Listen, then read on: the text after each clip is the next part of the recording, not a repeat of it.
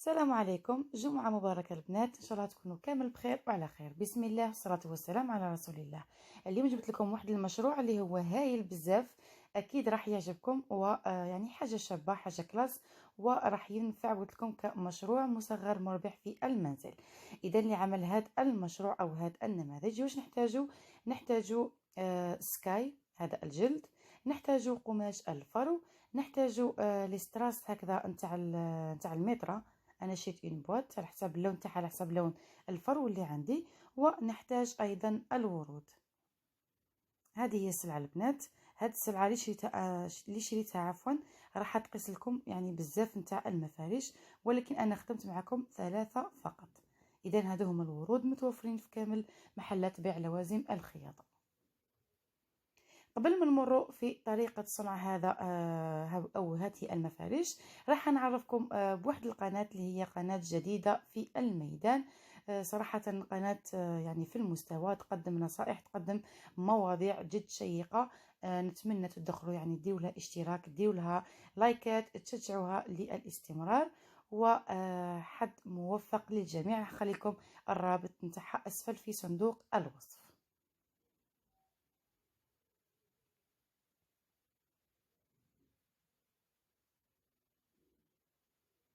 إذا أنا نمر طريقة العمل.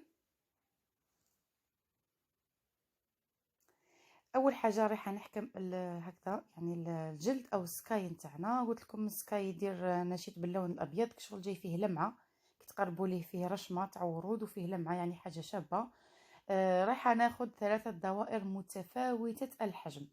أنا الدوائر دايما ناخذهم بالصحون، هكذا صحن شوية يكون القطر نتاعو عريض، الصحن الثاني اللي هو صحن الشوربة والصحن الثالث يكون يعني أقل حجما منه. نص متر راح تجيكم واحد يعني حتى هكذا واحد 14 مفرش. راح نحكم مقص ونبدا نقص في الدوائر. صراحه البنات هاد لي ناب ولا هاد المفارش شفتهم يتباعوا في محل صياده اللي يبيع يعني اللي يبيع بالجمله ويبيع اللي سبق وصورت لكم فيه فيديو. البنات يعني خدموه، اللي خدموا فما يعني الشيرات خدموه. جات وحده قالت لي نوري لك واحد المفارش شابين، كي شفتهم عجبوني قلت لها عطيني السلعه تاعهم، راح نصورهم فيديو اللي نوجه لهم تحيه. صراحه يتعاملوا مليح وما شاء الله عليهم. نزيد نقص الدائرة الثانية. هاد المفارش ساهلين البنات، ساهلين بزاف بزاف بزاف. يتحطوا في المبل، سيرتو هذاك المبل اللي يجي في الاول ولا يجي في الصالون، ولا تحطوا هكذا يعني وحده الكبيره، من بعد تزيدوا المتوسطه، من بعد تزيدوا الصغيره، تحطوا هكذا الكبيره تحطوا فوقها فانوس. يعطوا واحد الديكور شباب بزاف. هكذا بعد ما قصيت الدوائر تاعي رايحه نحكم قماش الفرو. اذا البنات قماش الفرو كاين طريقه باش تقصوه، ماشي تحكمي المقص تفوتي في الشعر تاعه، لا. هكذا نحكم انا المتر نتاعي، نحكم قلم. هنا البنات نحتاجوا الشرائط. شرائط العرض نتاعهم يكون 1 سنتيم فقط. انا هنا درت زيت شغل قسمتها في المنتصف، ولكن جاني شويه عريض. نتوما ديروا الشرائط نتاعكم قصوهم طوال، والعرض نتاعهم فقط 1 سنتيم، باش يعني كي تجي تخيطوا على الدائره يعني تسهل دور لكم على حساب الدائره اللي عندكم. من بعد نحكم المقص. واش نديرو؟ نقصو فقط القماش. هو هذا الفوريل ولا هذا الفرو يجيك شغل شعر متبلاصه في هكذا في قماش جاي خفيف. نتوما لما تقصو قصو فقط القماش، ما تقصوش الفرو مباشره. اعتمدوا هذه الطريقه البنات باش ما تخسروش الفرو نتاعكم.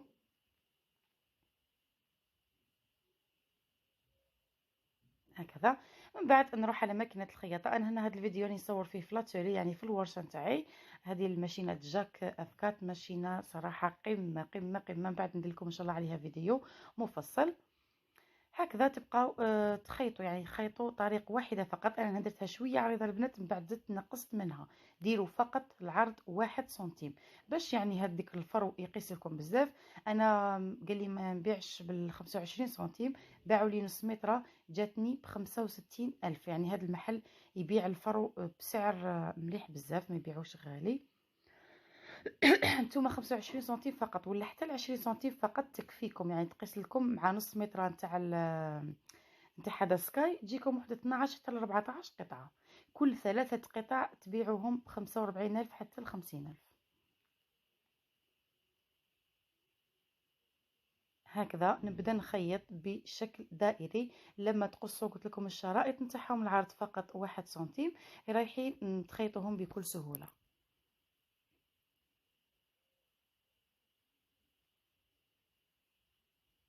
كذا ونزيد نكمل بقيه المفارش.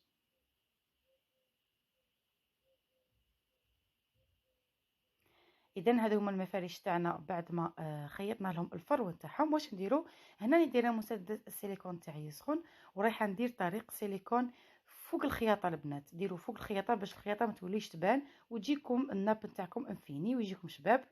هنا ونحطوا هاد لي ستراس نتاع المترا، نظن يدير 30,000 25,000 هكذا، ماهوش غالي. وتجيبوه غليظ، يعني لي ستراس تاعكم ما تجيبوش داك الرقيق، تجيبوه شويه غليظ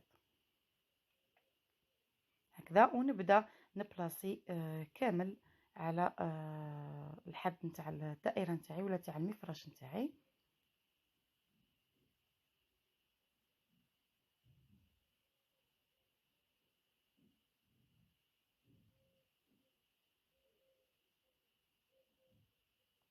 هذه هي. نزيد المفرش الثاني بنفس الطريقه.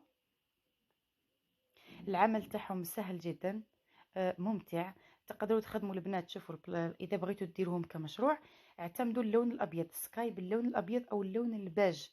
ما تجيبوش سكاي داك الخفيف، جيبوا سكاي اللي يكون خشين، يعني الجلد يكون خشين مليح باش الناب تاعكم يجيكم واقف.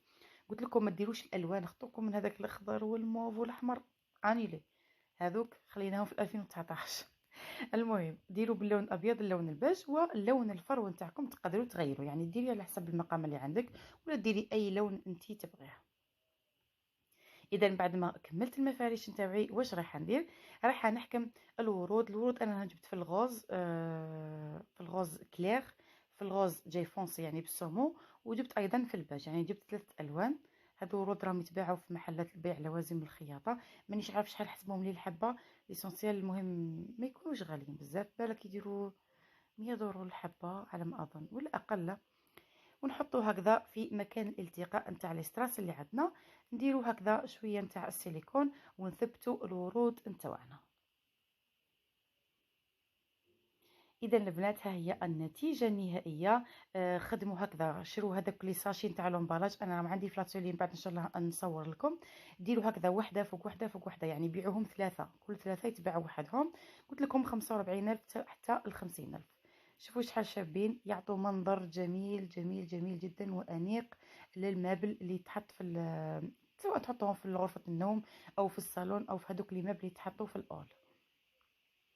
اذا هذا هو كان الفيديو تاعنا اليوم، وهذا هو كان المشروع. انتظروني في فيديوهات جديده ان شاء الله.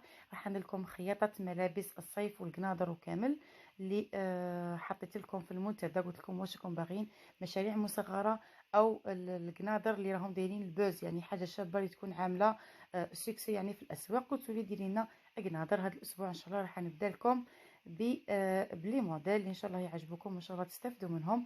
فقط ابقوا اوفياء للقناه وجربوا هذه المفارش. لكم مني خالص التحيات. دمتم في رعايه الله وحفظه، والسلام عليكم.